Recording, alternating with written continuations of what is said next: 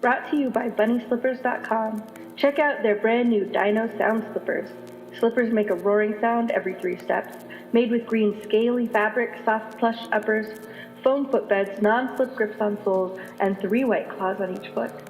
One size fits most up to women's 10.5, men's 9. Footbed measures 10.5. Black Clock Audio Tales is a daily podcast that reads you a story, either a chapter of a novel or a whole short story. Join us in our exploration of old ghost stories, supernatural fiction, horror tales, folk tales, fantasy, gothic horror, weird fiction, and cosmic horror.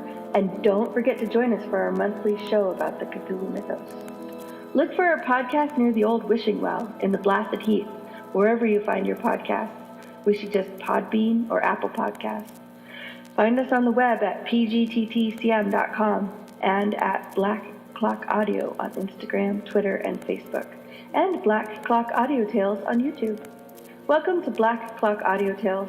Check out our new website over at www.pgttcm.com. Edited by Daniel Spitzer, music by Kevin MacLeod.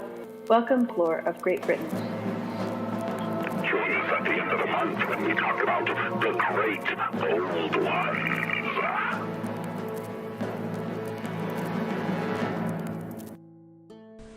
Folklore and Legends, English, by Charles John Tibbets. How the Cobbler Cheated the Devil. It chanced that once upon a time, long years ago, in the days when strange things used to happen in the world, and the devil himself used to sometimes walk about in a very barefaced fashion, to the distraction of all good and bad folk alike, he came to a very small town where he resolved to stay a while, to play some of his tricks. How it was, whether the people were better or were worse than he expected to find them, whether they would not give way to him, or whether they went beyond him and outwitted him, I don't know, so cannot say. But sure it is that a short while he became terribly angry with the folk, and at length was so disgusted that he threatened he would make them repent their treatment of him, for he would punish them in a manner which should show them his power. With that he flew off in a fury, and the folk, knowing with whom they had to deal, were very sad, thinking what terrible thing would overtake them, and at their wits' end to imagine how they might manage to escape the claws of the evil one. Accordingly it was decided to call a meeting of the townsfolk, to which all, old and young, should come to deliver their opinion as to the best course to be pursued, only those too old to walk, the sick and the foolish, being not called to the council. Very many different courses were proposed, and while these were being debated, a man rushed into the hall where the council was being held, and informed them that their enemy was coming, for he had himself seen him making his way to the town, bearing on his shoulders a stone almost big enough to bury the place under it. He reported that the devil was yet a long way off, for his load hampered him sadly, and he could not travel fast. What to do the councillors did not know, when suddenly there came amongst them a poor cobbler, with whom they had forgot to call to the meeting, for he was, indeed, looked upon as only half-witted. "I will go and meet him," said he, "and stop him coming here." "You stop him," they all cried. "It's mad that you must be thinking of it." "I'll go all the same," said the cobbler, and without saying a word more he goes out and begins to make ready for his journey. First of all he collected together as many old boots and shoes as he could find, and when he'd got them all in a bundle, he finds out the man who had seen the devil coming on, and inquired of him the way he should go to meet him. The man told him the road, and the cobbler set out. He walked and walked and walked, till at last he came to the devil, who was sitting by the roadside resting himself and trying to get cool, for the day was warm, and he was nearly worn out with carrying the big rock which lay beside him. "Do you know such and such a place?" he asks of the man, naming the town he would be at. "I do indeed," says the man, "for I ought to, seeing I have lived in its neighbourhood these many years, and have only left there to travel here." "And how many days have you been getting here?" asked the devil anxiously, for he had hoped he was near the end of his journey. "Oh, days and days," replies the man. "See here," and opens his bundle of old boots that he had ready. "See here," says he, "these are the boots I've worn out on the hard road in coming from the place here." "Have you indeed?" says the devil, looking at them amazed, little thinking that the man was lying as he showed him a pair after pair, all in holes and shreds. "Well, indeed, it must be a long way off." And he looks around him, and then at the rock, and thinks what a terrible long way he has to bring it, and begins to doubt whether after all, since he's still got so far to go, it's worth all the trouble. "If it had been near," says he, "it would have been a different thing, and I would have shown them what it is to treat me as they did. but as it's so far off it's another matter, and I don't think it's worth the trouble. So he just takes up the rock and flings it aside in a field, and goes off back again. So the cobbler came home and told all the townsfolk what he had done, and how he had cheated the devil, and I can assure you that they all admired his cleverness, and the joke of tricking the devil as he had, nor did they allow him to lose in consequence of missing his day's work. The Tavistock Witch. An old witch in days of yore lived in the neighbourhood of Tavistock, and whenever she wanted money she would assume the shape of a hare, and would send out her grandson to tell a certain huntsman who lived hard by that he'd seen a hare sitting at such a particular spot, for which he always received the reward of sixpence. After this deception had been practised many times, the dogs turned out and the hare pursued. Often seen but never caught, a sportsman of the party began to suspect that the devil was in the dance, and there would be no end to it. The matter was discussed, a justice consulted, and a clergyman to boot, and it was thought that however clever the devil might be, law and church combined would be more than a match for him. It was therefore agreed that, as the boy was singularly regular in the hour at which he came to announce the sight of a hare, all should be in readiness for a start. The instant such information was given, and a neighbour of the witch, nothing friendly to her, promised to let the parties know directly that the old woman and her grandson left the cottage and went off together, the one to be hunted, and the other to set out on the hunt. The news came, the hounds were unkennelled, and huntsmen and sportsmen set off with surprising speed. The witch, now a hare, and her little colleague in iniquity, did not expect so very speedy a turnout, so that the game was pursued at a desperate rate, and the boy, forgetting himself in a moment of alarm, was heard to exclaim, "Run, Granny, run! Run for your life!" At last the pursuers lost the hare, and she once more got safe into the cottage by a little hole in the bottom of the door, but not large enough to admit a hound in chase. The huntsmen and the squires, with their train, lent a hand to break open the door, but could not do it till the parson and the justice came up. But as law and church were certainly designed to break through iniquity, even so they did now succeed in bursting like magic bonds that opposed them. Upstairs they all went. Then they found the old hag, bleeding and covered with wounds, and still out of breath. She denied she was a hare, and railed at the whole party. "Call up the hounds," said the huntsman, "and let us see what they take her to be. Maybe we may yet have another hunt." On hearing this, the old woman cried quarter. The boy dropped on his knees and begged hard for mercy. Mercy was granted on condition of its being received with a good whipping, and the huntsman, having long practised amongst the hounds, now tried his hands on their game. Thus the old woman escaped a worse fate for the time being, but on being afterwards put on trial for bewitching a young woman and making her spit pins, the above was given as evidence against her, and the old woman finished her days like a martyr at the stake. The Worm of Lambton. The young heir of Lambton led a dissolute and evil course of life, equally regardless of the obligations of his high estate and the sacred duties of religion. According to his profane custom, he was fishing on a Sunday, and threw his line into the river to catch fish, at a time when all good men should have been engaged in the solemn observance of the day. After having toiled in vain for some time, he vented his disappointment at his ill success in curses loud and deep, to the great scandal of all who heard him on their way to holy mass, and to the manifest peril of his own soul. At length he felt something extraordinary tugging at his line, and in the hope of catching a large fish, he drew it up with the utmost skill and care, yet it required all his strength to bring the expected fish to land.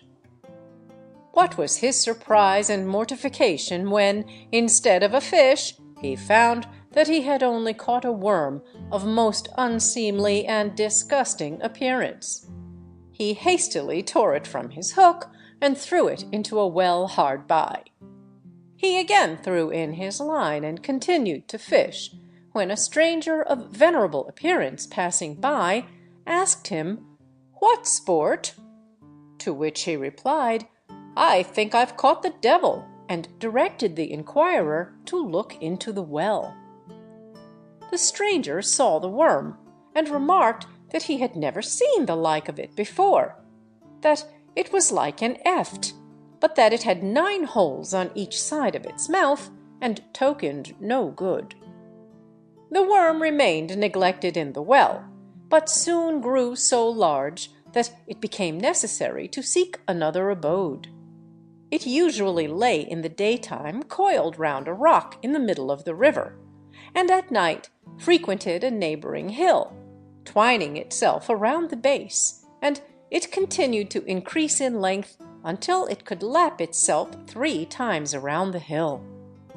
It now became the terror of the neighborhood, devouring lambs, sucking the cow's milk, and committing every species of injury on the cattle of the affrighted peasantry.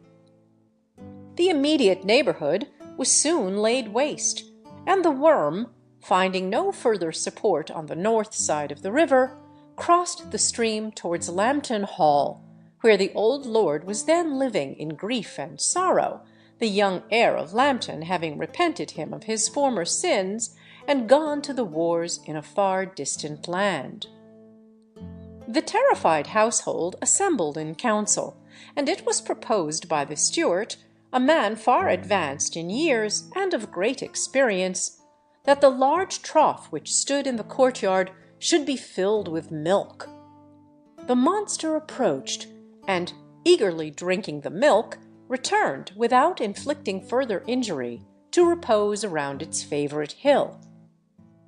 The worm returned the next morning, crossing the stream at the same hour, and directing its way to the hall.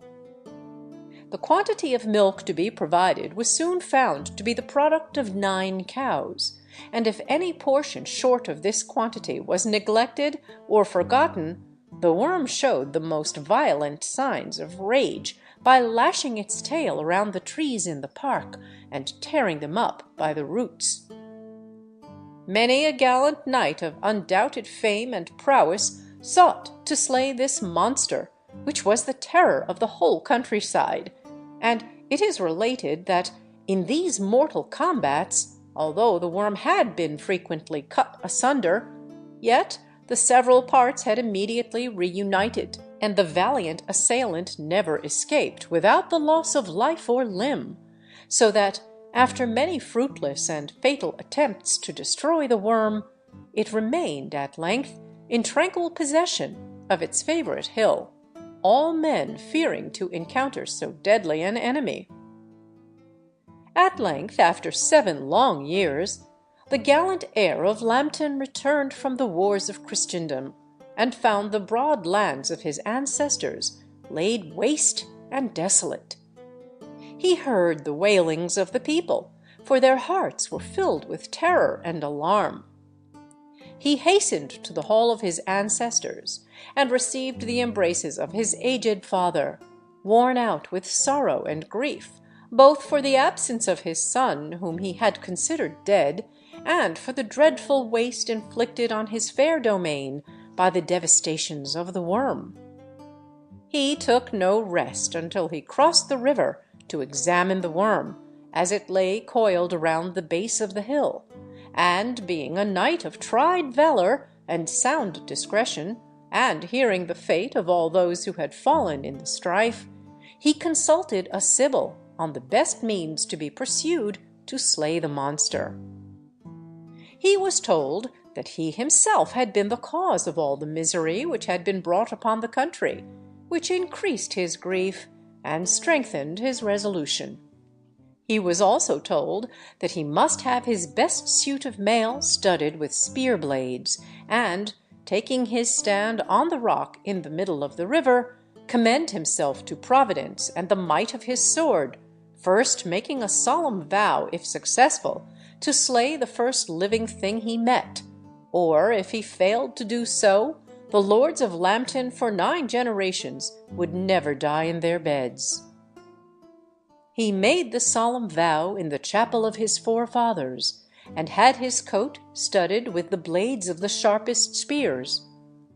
He took his stand on the rock in the middle of the river, and, unsheathing his trusty sword, which had never failed him in time of need, he commended himself to the will of Providence. At the accustomed hour, the worm uncoiled its lengthened folds, and, leaving the hill, took its usual course towards Lambton Hall, and approached the rock where it sometimes reposed. The knight, nothing dismayed, struck the monster on the head with all his might and main, but without producing any other visible effect than irritating and vexing the worm, which, closing on the knight, clasped its frightful coils around him, and endeavoured to strangle him in its poisonous embrace. The knight was, however, provided against this dangerous extremity, for the more closely he was pressed by the worm, the more deadly were the wounds inflicted by his coat of spear blades, until the river ran with gore. The strength of the worm diminished as its efforts increased to destroy the knight, who, seizing a favourable opportunity, made such a good use of his sword that he cut the monster in two. The severed part was immediately carried away by the current, and the worm, being thus unable to reunite itself, was, after a long and desperate conflict, destroyed by the gallantry and courage of the Knight of Lambton. The afflicted household were devoutly engaged in prayer during the combat, but on the fortunate issue the knight, according to promise, blew a blast on his bugle to assure his father of his safety, and that he might let loose his favourite hound, which was destined to be the sacrifice. The aged father, forgetting everything but his parental feelings, rushed forward to embrace his son. When the knight beheld his father, he was overwhelmed with grief. He could not raise his arm against his parent, but, hoping that his vow might be accomplished, and the curse averted by destroying the next living thing he met, he blew another blast on his bugle. His favourite hound broke loose and bounded to receive his caresses, when the gallant knight, with grief and reluctance, once more drew his sword, still reeking with the gore of the monster, and plunged it into the heart of his faithful companion. But in vain. The prediction was fulfilled, and the Sibyl's curse pressed heavily on the house of Lambton for 9 generations. Recording by Linda Johnson.